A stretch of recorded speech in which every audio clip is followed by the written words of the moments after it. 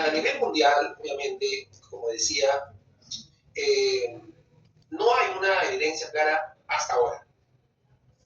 Las famosas pinturas rupestres, que también pues, se han desarrollado aquí en nuestra parte, en nuestra historia, por ejemplo, antes no se podía saber la identidad de las personas, pero basta tener un criterio lógico que la mano de una persona, por lo que llaman dimorfismo sexual, de hombres, hay una experiencia con mujeres y niños, pues se ha hecho claras comparaciones y se ha podido encontrar entonces presencia de mujeres en estas, digamos, huellas, principalmente de una de las pinturas rupestres más antiguas que se ha encontrado, ya de más de 40.000 años, poco conocida de Chauvet. Además, por ejemplo, el primer arte que se conoce no es el europeo de la pintura rupestre, sino se ha hallado cadáveres en Sudáfrica, o sea, de gente prehistórica, que se pintaban a sí mismos. Y no por estética, ¿no es cierto?, sino por un carácter de presencia, evidentemente, simbólica. A nuestro barrio, América en general, y que como ustedes saben muy bien, eso, el 12 de octubre, que Colón descubrió América, un poquito nomás, como dicen los mexicanos, un tantito, ¿no? Se adelantaron unos 15.000 años nomás los primeros que llegaron a América, a no ser que no los consideres humanos. Pero obviamente no lo creo porque son nuestros antepasados. Bueno, es obvio que se conoce ya que la principal, no única, fuente de poblamiento americano fue Asia, por el recorrido por la zona más cercana que es Perú. Pero ahora se ha podido documentar con el uso interdisciplinario, es decir, con el uso de muchas áreas y disciplinas de las ciencias, lo siguiente. Bueno, cuando ocurrió eso, las masas de hielo, al cubrir grandes partes de los continentes, bajó el nivel del mar de tal manera que generó lo que es llamado una ruta costera, que como por decir, le comentaba a la profesora Leo, para que tengan una idea, si ahorita irían, digamos, a su playa de Huachaco, tendrían que caminar 20 kilómetros más para llegar realmente al mar, a la playa. Así bajó el nivel del mar. Entonces, formando una, repito, una ruta costera que obligó al que el poblamiento sea de norte a sur, nunca a los costados. Y por eso es que se encuentra como evidencia más antigua de poblamiento lo que es llamado el hombre de Monteverde, que es un pedazo de carbón, que obviamente, ¿no?, pues indica la producción de fuego, una fogata, como se le llama. Lo de Monteverde, si ustedes lo encuentran en internet, tiene muchas fechas, pero ahora los estudiosos han podido identificar de manera más precisa los fechados gracias a la llamada calibración. Y que seguro cuando conversen con los arqueólogos, ¿no es cierto?, en los sitios que ustedes después van a trabajar, pues, les podrán dar algún detalle. ¿Pero qué es eso? En toda América, la contaminación producida por los efectos de las detonaciones atómicas ha alterado las fechas de carbono 14, lo que provoca que sea necesario la rectificación, es decir, corregirlas. Y a eso se le llama calibración. Se lo hace con una técnica que es de un software que es logrado de, digamos, como una reconstrucción de los diversos momentos del clima. Entonces, por ejemplo, ¿no?, por decir, tú pones tu fecha de carbono 14, que es, por ejemplo, nuestro hombre de Paiján, que ahorita hablaremos de el hombre de Paiján, que es 8.250 más menos 500 años aproximadamente. La corrección, digamos, pone una fecha mucho más exacta, que fue hallado en Quintana del Roo, en México, de manera casual, haciendo caza y expedición subacuática dentro de una caverna. Y encontraron lo que pensaban que eran cadáveres de personas asesinadas. Pero luego, pues, se hizo el estudio y resultó que encontrado eran evidencias del poblamiento más antiguo de América. Primero se encontró uno que ahora ya ha sido superado en fechado, y luego se encontró este cráneo, que como ven reconstruido, es la llamada Eva o mujer Najarón, la más antigua pobladora de América. Ella entonces es un promedio de 13.600 años de antigüedad, o sea, más o menos 12.000 a.C. De la misma manera, estimados alumnos, pues va a ocurrir con el caso de Naya. Durante algunos fue la primera americana,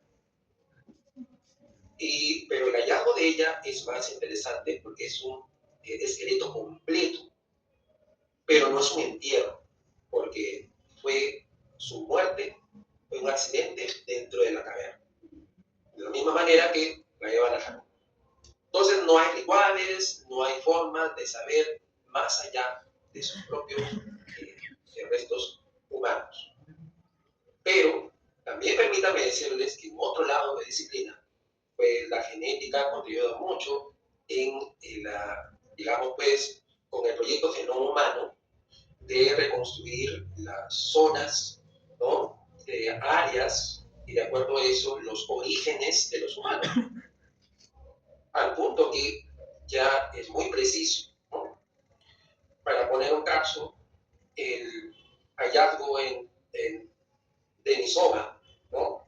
Que ha podido demostrar que todos nosotros tenemos un 4% de ADN de Neandertal.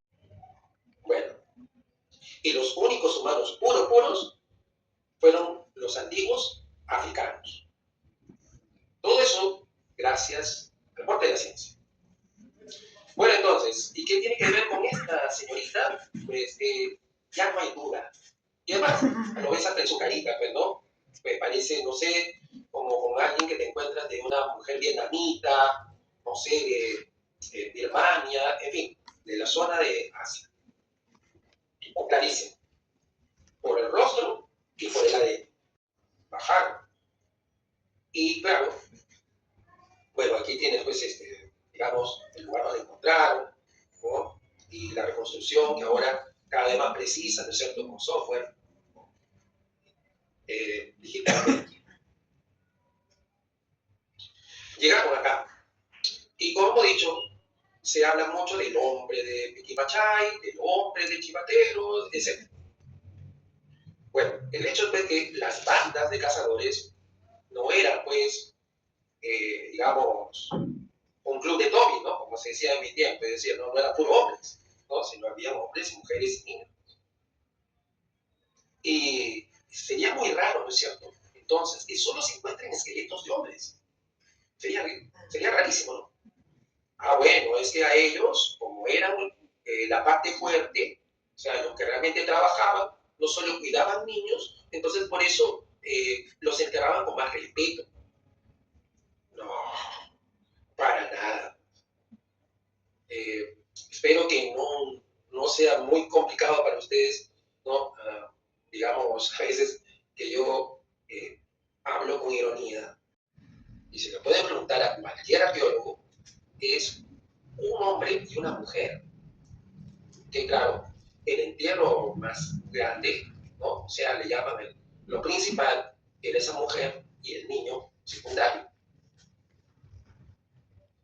Y claro, ahí comienza el problema que estamos viendo en esta historia.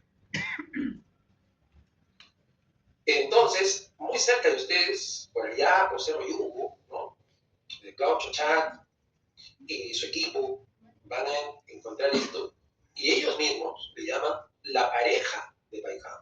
Claro, en ese momento no había conocimiento suficiente para saber si eran parientes. Bien.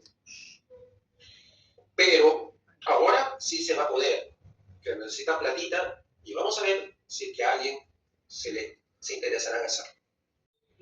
Desapareció la mujer que está ahí. Y bueno, no quiero ser muy duro en mi apreciación,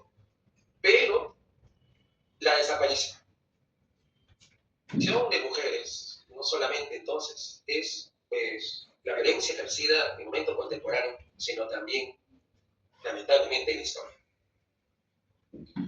Y claro, obviamente nosotros somos cómplices, a veces queriendo, a veces sin querer. Quiero pensar que es sin querer, pero a partir de ahora ya no hay punto para atrás. Ustedes serán cómplices o no van a ser. Y van a recordar cuando hagan sus guiados. Bien, ahí tenemos un reto.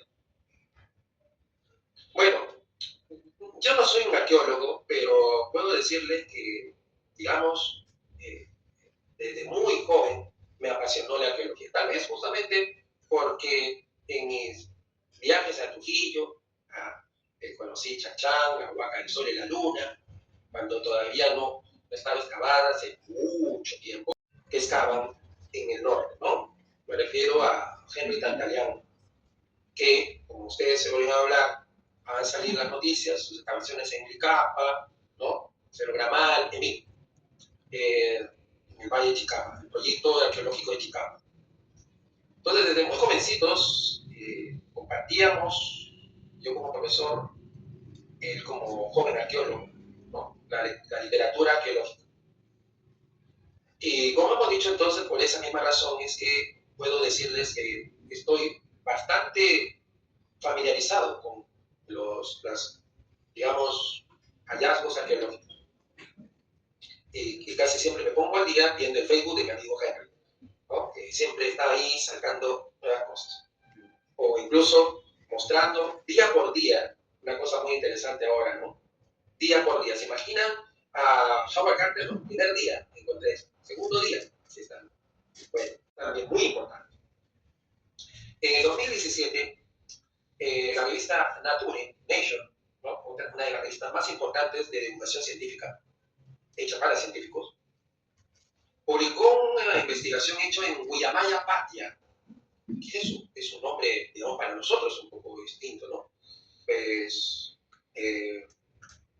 un nombre jacal, de lengua aymara. Esto, conocido entonces ahora como la cazadora de Puno, pues fue un boom, fue una explosión en la arqueología, pero no aquí en Perú. Aquí salió el comercio, en fin, pero habían bastantes asuntos tal vez para muchos más importantes, como el secuestro del Congreso por los fujimoristas, qué sé yo. Entonces, va a darse hallazgo, pero va a revelarse, ¿no? Ya con bombos y platillos en plena pandemia. ¿Qué cosa es esto? Bueno, es un entierro de una mujer cazadora. ¿Cómo se sabe? Con las técnicas que ya les mencioné. Ahora, en esta figura, creo que está adelante, pueden observar, digamos, que es claramente un entierro. No es solo un cadáver, hay un ritual. Y claro, una persona machista al ojo dice, bueno, debe ser el hombre de... ¿Por qué? Porque bueno, pues ha sido enterrado. Pero como ahora cada vez hay más mujeres arqueólogas y más son feministas, pues hicieron lo de la duda metódica, la duda científica, y comenzaron pues a darse cuenta y buscaron en otros hallazgos, en varios hallazgos, y se dieron cuenta que nadie se le había ocurrido hacer, digamos, una comparación ósea, etc. Y ahora, como la arqueología, la bioarqueología, como también se le conoce ahora esta área antiguamente como antropología física, pues ha avanzado un montón. Y bien, entonces, digamos, un humedal formado en lo que ahora sería el litoral costeño de la Libertad, sí, pues podría haber esa división natural del trabajo, porque cuidar a los niños ante los animales feroces que no te van a pedir permiso no es poca cosa. Recordemos que los grupos o bandas pues, enfrentaban vivir en un medio con los tigres colmillos de sable, ¿no? Los milodón y otros animales que no los cazaban, sino que cazaban a ti. Y con feta, ¿no? Obviamente, ¿no? Pues, y esos, evidentemente, implicaba que sí, es verdad que las mujeres van a tener un papel importante, ¿no? Que alguien que no es machista lo reconoce, es cuidar, ¿no? No sé, ¿dónde ha sacado eso? Eh, y lo más importante, ¿no? Que ¿quién aseguraría? Pregúntense ustedes, que, a ver, estaban en un kindergarten, en una cuna, en un nido, forrado, fortificado, pues entonces eso de la tarea dual es muy forzado. Entonces las mujeres también tienen que estar ahí alertas. No van a esperar que venga el cazador a cuidarlas.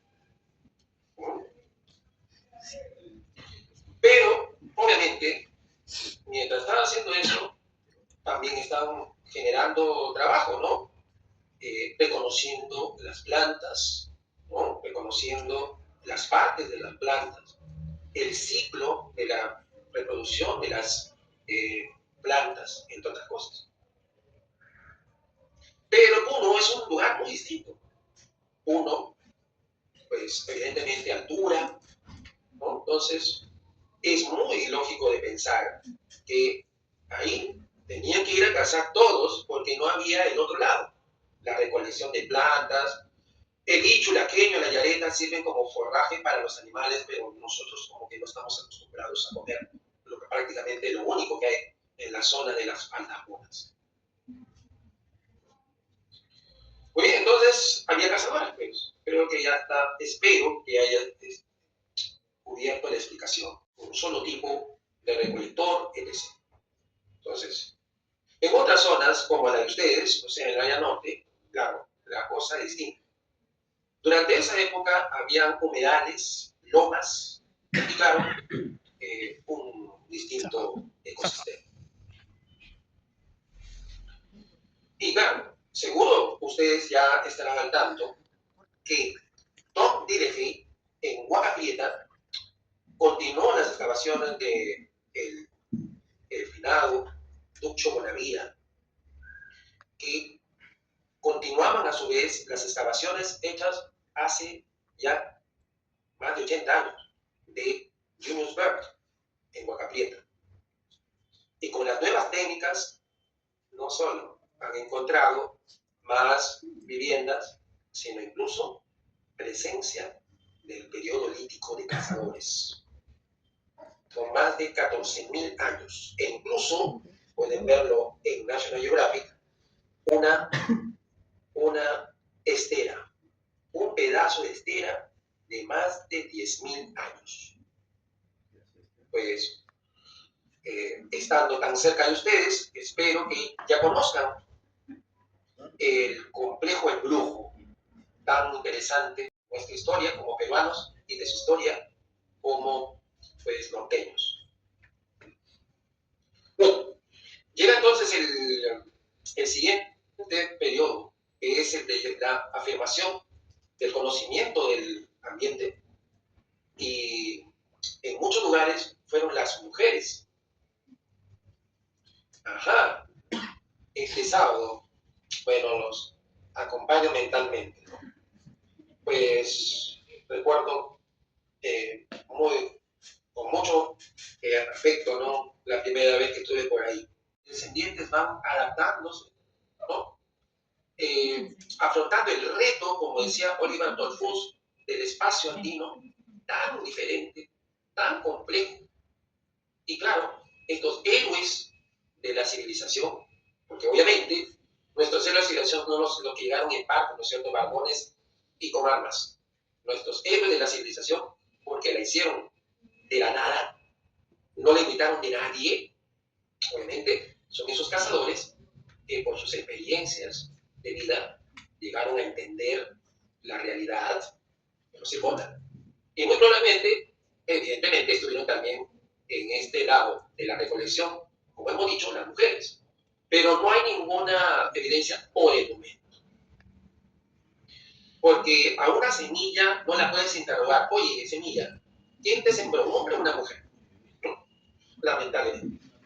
Porque entre otras cosas, seguro se han comido en los que vienen de fuera, de México o de Estados Unidos, los encurtidos, los maíces no solo son pequeños, sino también muy difíciles de cultivar. Así que cuando el maíz se convierte en un reto, también luego va a ser, pues, evidentemente, uno de los más grandes logros de los seres humanos aquí. Y digo seres humanos para no decir que repetir, ¿no? Ya vayan aprendiendo. Los hombres lograron esto, los hombres lograron aquello, ¿no? Los seres humanos llegaron.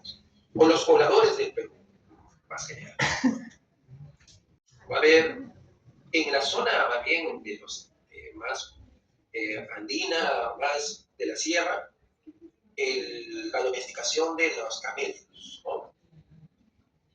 Sin embargo, pues en la costa la experiencia más formal, más digamos, estudiada es sobre la domesticación de plantas.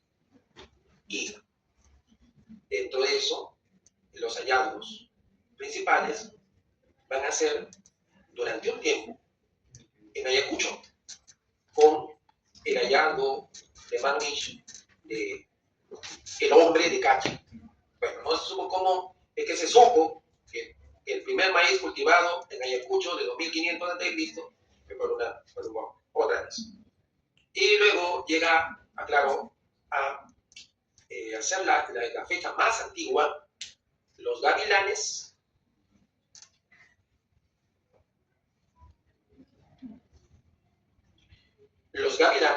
en Supe. Eso fue un hallazgo de Tucho Bonavia en los años 60. Y ya era, en ese momento, documentado el primer cultivo de maíz. O sea, el punto en que dejó de ser una planta silvestre para tener las características que tiene nuestro maíz andino, ¿no? La mazorca más grande, la panca envuelta, etc. Entonces, lo digo porque el siguiente hallazgo tiene que ver con el maíz. Y podríamos llamarle la mujer del maíz, señora que está acá. Y que fue un hallazgo de una arqueóloga que creo que no hay necesidad de presentarla, ¿no? Ruth Charlie. Bueno, Ruth Charlie, como se sabe, inició las excavaciones modernas, ¿sí? ¿No? Descubrió Caral, fue Maxul, etc. Bien, y las excavaciones modernas de Caral van a comenzar, digamos, un proyecto más amplio que implica todo el valle alto y bajo de Supe. Y claro, en la parte baja, o sea, cerca de la playa, pues entonces van a terminar o completar la excavación de un lugar donde se habían encontrado por primera vez unas muñequitas de arcilla, obviamente muñequitas en el sentido de que son figuras femeninas, ¿no? Y estas figuras femeninas, obviamente, podrían explicar un rito de algún tipo y probablemente de la fertilidad. ¿Qué cosa es? El entierro de una mujer gobernante, de la élite, que documenta lo que llaman generalmente la complejidad social, los grupos diferenciados, ¿no? Gobernantes, gobernados, gente que acumula, gente que entrega su excedente, sus riquezas, ¿bien? Y eso en la cultura caral. ¿Y quién es? Pues la reconstrucción facial de su cadáver, en todo caso, cráneo, pues mostró esta figura que ustedes ven aquí, ¿no? Ella, entonces, si no la conocen, les presento a la dama de áspero.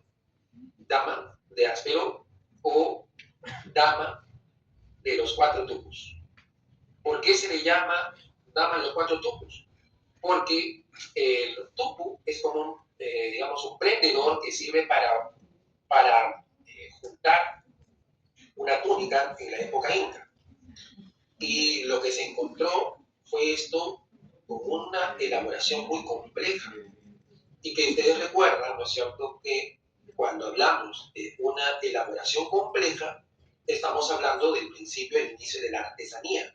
Y cuando hablamos del principio de la artesanía, estamos hablando de la diferenciación social y del trabajo, ¿no? Personas que se dedican al control de los conocimientos, sacerdotes, sacerdotisas, personas que se dedican a la especialización de la producción fuera de los alimentos, artesanos, personas que se dedican a la especialización de la producción de alimentos, obviamente los campesinos. Pero hasta el hallazgo de Caral no había un entierro de élite. Y cuando encuentran entierro de élite es una mujer. Y bueno, no sé si recuerdan aquel momento, más o menos reciente, en que un ministro de Educación llegó a decir que Dina Boluarte es la primera mujer gobernante en el Perú. No creo que le haya caído muy bien esta afirmación a Luchar. Pero como aquí hay mucha persecución al que se critica o se opone, está muy bien que Luchari pues haya permanecido pues estratégicamente callada. Pero bien, como ustedes pueden ver, hace más de 5.000 años había mujeres que gobernaban. Muestra la forma como la enterraron. Entonces, pero profesor, usted mencionó que no debemos llamarlas damas. ¿Por qué? Y ahora viene el por qué. ¿Por qué yo me niego a hablar de la dama de Cabo, por ejemplo? Por decirlo. Ya adelanté un poco que el término dama no es precisamente igual que decir, por ejemplo, su contraparte. Dama viene de dominus, sí, es verdad, es su origen etimológico, es señor, pero realmente es una transposición de lo que ocurre en el mundo feudal. Me explico. En el mundo feudal el poder era súper machista. No había, por decir, digamos, grandes señoras. Y en inglés la palabra es lady, pero no igual que lord. O sea, las ladies, como dicen ahora, ¿no?, eran las esposas, hermanas, hijas de los poderosos. No eran poderosas ellas. Y sí, pues claro, vivían bien, ¿no? Pero no había un rol de poder. Por esa razón es que me niego, ¿no?, categóricamente a que se mantenga el uso de esa palabra, porque en castellano es similar. ¿Bien?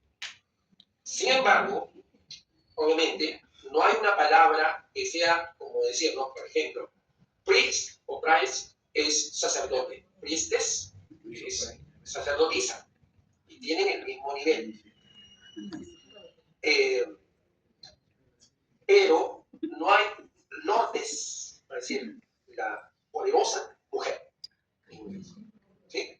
Entonces, pero si hay la palabra en castellano, ¿cuál sería el uso? Señora. ¿No? Señora. No porque está casada, sino por la palabra señor, que evidentemente es la traducción en castellano de dominus, el poderoso. Y por eso me parece que, así como ese odioso término Rabona si tiene curiosidad por qué le llamo odioso en base a esas investigaciones, no debe ser, digamos, normalizado para hablar de las mujeres que participaron, ¿no? La participación popular de las mujeres en la Guerra del Pacífico. Pues considero que este término lleva mucha carga, el término dama. Bueno, entonces, pero profesor, no se contradice, digamos, es que así la llaman aún, ¿no? La dama de Pacopampa. ¿Y quién es ella? Durante un par de años fue considerada la mujer gobernante más antigua. O sea que lo de Dina estaba en nada de nada, ¿no? Porque, pues, la señora de Cao era un poquito, ¿no es cierto? Un poquito más antigua, son unos 1000 años, ¿no? Y sin cirugías. Mucho más antigua. Bueno, la dama de Pacopampa. ¿Dónde está Pacopampa, estimados alumnos? En Cajamarca. Cajamarca es un lugar que, así como la zona de la Sierra de la Libertad, está beneficiada por la condición orográfica de tener oro. Y por esa razón, entonces, ¿no es cierto? Es que es en donde hay oro, es donde se comienza a trabajar el oro. Pero déjenme permitan decirles que, pues, ya hace algún tiempo, uno ha destronado a todos los lugares en cuanto a la orfebrería, con el hallazgo en Huascarimoco de 4000 años, 2000 a.C., para los que, por si acaso, quieren tener ese dato. Sin embargo, el oro trabajado más espectacularmente, sin duda alguna, está en el oro. Y de los orfebres que se pelean en este rango de antigüedad son los de Cajamarca y los de Lambayeque y La Libertad, de élite. Con ornamentos de oro, lo posee un hallazgo en Cunturhuasi, con algo más de 1000 años, que es un templo, ¿no? Excavado por arqueólogos japoneses. Muy cerca de ahí está la zona de Huacaloma, donde hay también cerámica muy antigua. Y otro lugar, ¿no?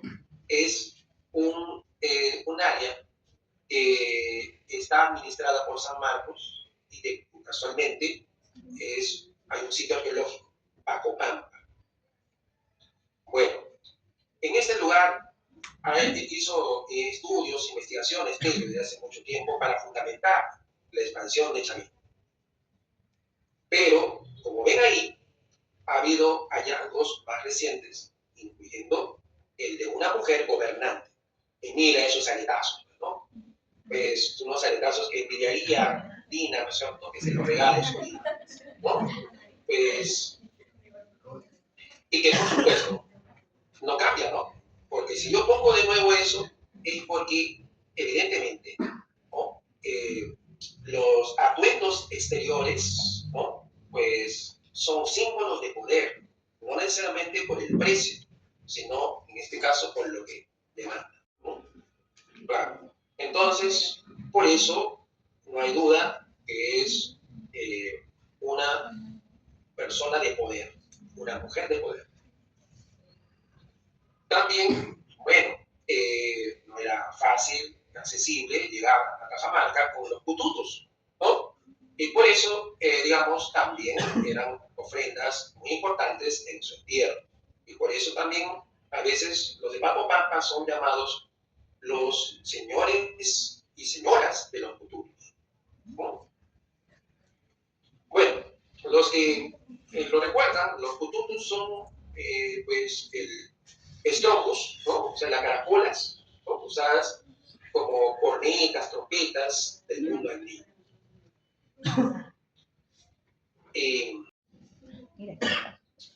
Y ya llegamos a su lugar, pero en una siguiente etapa. Como sabemos, para Lumbreras, la etapa posterior al periodo arcaico es el periodo formativo. Y siguiente a este, la etapa conocida como el de los grandes maestros artesanos regionales. Sus moches, claro, los nazcas, los Lima Malanga, en fin. Bueno, desde las épocas del viejo maestro Lumbreras, en paz descanse muy recientemente, ya se conocía pues una clara muestra del poder del Estado. Ya no había dudas del uso de la violencia, del uso del control de los conocimientos que en Chavín, en el formativo, estaban apareciendo. Bien, de los chamanes. Pero en una sociedad que no tenía escritura, es muy difícil saber, vamos a llamar los rangos o las jerarquías. Pero los moche nos han contribuido porque les encantaba hacerse selfies, ¿no? Mostrar en su muro, que eran las cerámicas y los muros, ¿no? Representarse, buscar símbolos, en fin. Y claro, aunque algunas personas se quejan, ¿por qué te tomas fotos mirándote, comprando, comiendo? Pues para el tiempo posterior va a ser un testimonio inigualable de la vida cotidiana de nosotros, para aquellos que de acá a unos 1000 años nos quieran investigar. Por eso es tan importante lo que hicieron los moches. Documentaron prácticamente su vida económica, social, religiosa. Y el caso de la dama de Cao, y que felizmente principalmente se le conoce como la señora de Cao, pues claro, ustedes lo van a ver pronto in situ. Una de las cosas que a mí más me llamó la atención, pero que no me sorprendió, porque para mí, obviamente, me sentiría sorprendido, ¿no? Por decirlo, como esos machistas que se sorprenden cuando las mujeres tienen, digamos, importantes niveles de poder, o los racistas cuando los indios hacen cosas que podrían supuestamente solo hacer blanquitos, griegos o romanos. Entonces, no me sorprende nada. Y por la noche, al tratar de hacer el uso de una suerte de termómetros de las crecidas en Huaca Cabo Viejo. Y lo van a ver y no quiero spoilearlos, porque gracias, profesora Janampa, que me ha dicho, no quiero spoilear eso, ¿no? Ustedes descubran. ¿A qué me refiero, no? Bueno, es una pista, pozos como agua freática. Bueno, pues hay importantes documentales, bastante trabajados, de la señora de Cao. Así que vamos a avanzar en cosas que, digamos, no voy a, pues, en su propia tierra, bueno, ¿cierto? No lo va a estar, no, digamos, hablando de su señora de Cao. Me refiero como tierra, lo regional, ¿no? Pues, porque definitivamente, si ahora hay una separación entre la Marique y la Libertad, ¿no? Todo lo moche, definitivamente, es de una identidad cultural, ¿no? Creo que está claro eso. Y por eso, obviamente, me imagino que ya conocerán también, por decir, la huaca rajada, no sé, y cosas por el estilo. Primos, al menos. Llegamos a los invasores. Cuando vengan a Lima, no voy a spoilear tampoco, pero el Museo Metropolitano de Lima tiene experiencias en 4D que son muy interesantes y no quiero spoilearlas. Pero una de ellas tiene que ver justamente con la llegada de los guay. Y obviamente los guay, yo digo que llegaron sin ser despectivos como un guay, ¿no es cierto?, desde la sierra a tomar la costa. Pero en condiciones que hemos visto donde estaban debilitados. Creo que ya para ustedes no es desconocido los efectos climáticos del Niño, en especial el año 550 y el año 1100. ¿No? Ayacucho tenían provincias gobernadas por mujeres. el hallazgo es muy revelador, pues intensifica esta relación. Hay mujeres gobernando en las distintas etapas de la historia peruana. Así que continuamos con la que sigue, ¿no? Y bueno, otra vez la reconstrucción más científica. Y otra vez, está tan cerca de Lambayeque, entonces ya pues la profesora Hanampa, a ver pues si se organizan una salida y me cuentan, ¿no? Pues de este lugar. La continuidad con la cultura moche completamente demostrada, ¿no es cierto?, entre los Sicán, Lambayeque y los chinos. El conocimiento, el prestigio de sacerdotisas y gobernantes, obviamente, relacionaba no solo rituales y cosas místicas y de misterios, sino también relaciones de poder. Y claro, otra vez, los emblemas de poder a la vista y la forma del entierro, ¿no? O sea, no es una persona de poco poder que esté enterrada con tantas personas juntas. Y por último, las capullanas, que son estas mujeres que gobernaban y que, como dice ahí en el PPT, que si quieren, se los puedo hacer, pues ahí están gobernando la zona de Piura y practicando la guerra y la poliandría, entre otras cosas. Poliandría es decir, pues, se casan con varios hombres.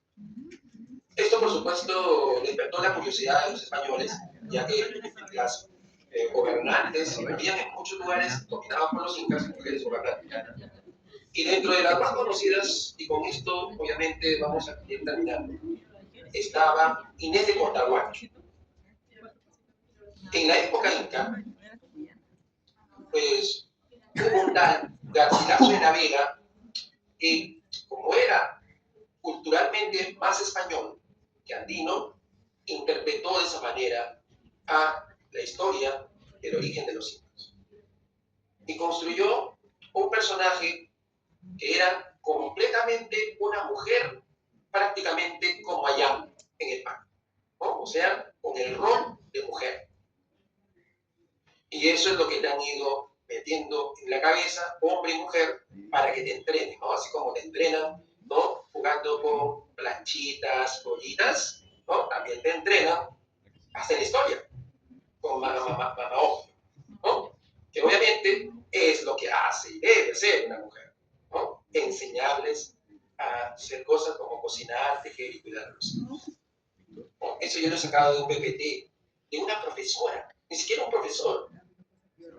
Bueno, y en el otro lado tenemos la que no es, ¿no? La transgresora, la mamá guapa, ¿no? Que se enfrentaba a guerras, en fin, y que cuando el famoso Cusi Yupanqui y luego Pachacute recibió apoyo de los dioses, fue una mujer guerrera, ¿no es cierto?, la que le mandaron. Entonces, todo esto no estaba en la imaginación nomás de los incas, porque, y con esto terminamos, pues todo el mundo se imagina que los blanquitos con grandes armas europeas fueron los que lograron que caiga el imperio inca invasor, conquistador, mataban, violaban mujeres, cercaban pueblos como Chachá, según ustedes recuerdan, ¿no es cierto? Hambre, sed, para rendirse, etc. Sino que sus propias fracturas internas llevaron a esto. Y una de estos, el ejemplo, es de esa mujer que no es muy conocida, Inés Cortahuancho. Porque Manco Inca estuvo a punto de tomar Lima, y si no lo tomó es porque ella cambió de bando en pleno combate en las afueras de pues, el cerro, el famoso Cerro de la Cruz, nuestro apu en Lima, del Cerro de la Cruz. Esto no es desconocido, sino que, obviamente, como con eso terminamos, siempre pasa lo mismo. La historia es de los hombres, de los blancos y de los occidentales, ¿no?